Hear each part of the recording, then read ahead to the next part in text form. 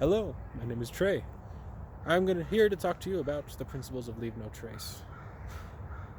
I've come out here to the beautiful place of Toffus Park in Idaho Falls, just so that we could have a bit more natural background as we talk.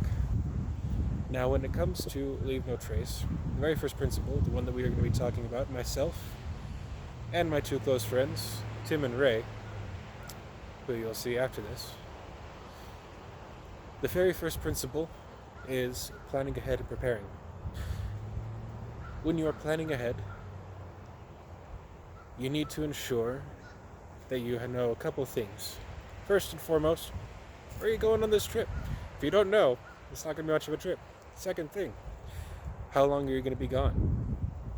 While you're planning ahead and preparing, you need to know what you need. And for how long you're going to be will determine what you need on this trip. Is it just going to be a day trip? Perhaps you are going to decide to go out for a few hours, drive to the closest hill, and just have some fun with some friends. Maybe do a geocache. I don't know. It's your trip. However, you need to ensure that this plan starts with those two things. That you start with where you're going and how long you're going to be gone. As soon as you know how long of a trip it's going to be, maybe it's going to be a day or two, maybe it's going to be about 3 hours away, let's say. We'll call it a weekend trip, this one. We'll go along for about a 3-hour drive for a weekend trip. Let's say you're going up into the mountains, you're going to camp with a couple friends. Next thing you're going to need to know, what are you bringing? What kind of food do you want to do? Are you guys going to just snack the entire time? Which I would definitely suggest. Snacking is always fantastic. Maybe perhaps you want to cook a meal or two together while you're out there on this weekend trip. What are you going to bring? What kind of food are you going to make? Are there any dietary restrictions for the people that you're with?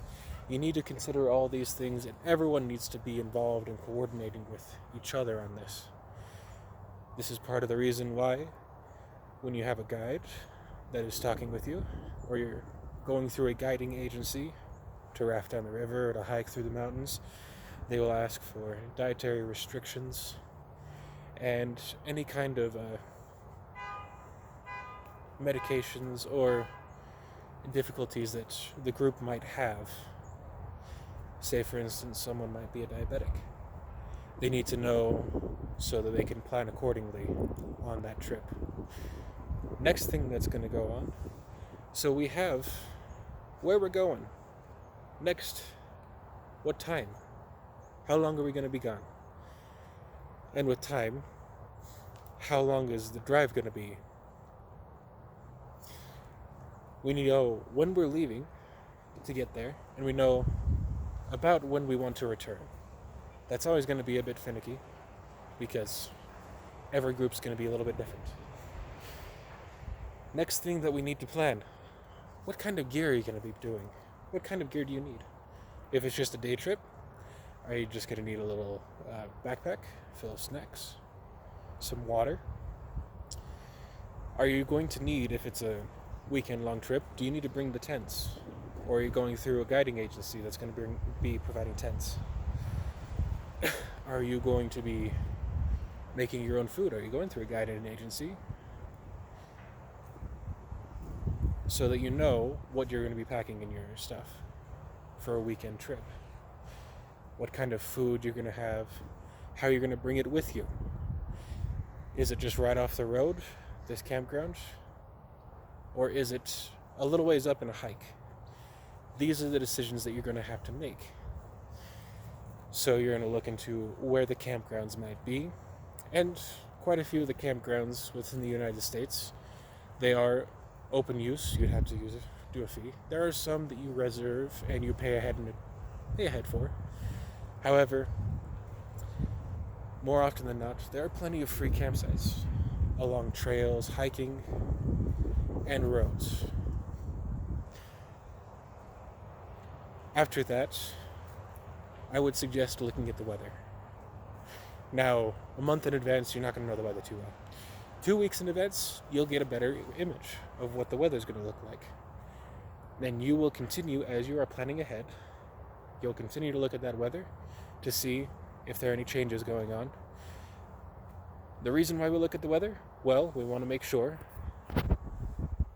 first and foremost, that everyone will have adequate protection against the elements. Rain, wind, even the sun. We want to make sure that everyone is adequately prepared with jackets, like what I'm wearing right now, since it's a bit windy right here. Are you going to need a mountaineering tent to protect against the rain, or perhaps you're going in the wintertime and you're going to need a tarp to protect against the snow? Who's going to be packing what in their packs? Are you going to be the one that's hauling, if you're cooking together? Are you going to be hauling in the propane tank, the miniature propane tanks? Are you going to be the one that has the burners with him, the camp stove with him? Who's going to carry the food? This will be something that you need to consider on your packing lists. And this is also a factor of the dietary restrictions and what kind of meals you're going to do if you plan on having congregated meals together. Next, you will start to look at, as the day gets closer, what is necessary in your packing because of the weather. You are ensuring that everyone knows the proper times, that everyone has their proper gear. Let's say, for instance, you're doing it through NIC, that everyone is renting out the equipment through our good friends Terry and Jacob. And as that is going on, your tour guide, your guide, or you, if you're doing it as just a little group as friends, are going to look at your campgrounds, your trails, and ensuring you know what your path is throughout it. How do you get to the campsite if you're just camping together? How do you get to the hiking trailhead if that's what you're doing? About how long? You have all these things in mind. Now, when it comes to preparation, we do everything that we can. Who's carrying the first aid kit? Is someone trained properly in how to use first aid and how to treat someone who gets injured? Is your guide properly trained? These preparations are done through the agency if you're using a guide. When it comes to planning ahead and preparing, no step is useless. No step is wasted. You want to ensure that you know where you're going, what times, when you're leaving, when you're getting there, how long you're going to be out. That you have a plan, an emergency plan in order. Say something happens while you're out there in the field, enjoying your time in the forest or on the mountain or wherever you are. That you have someone back at your home base to speak with.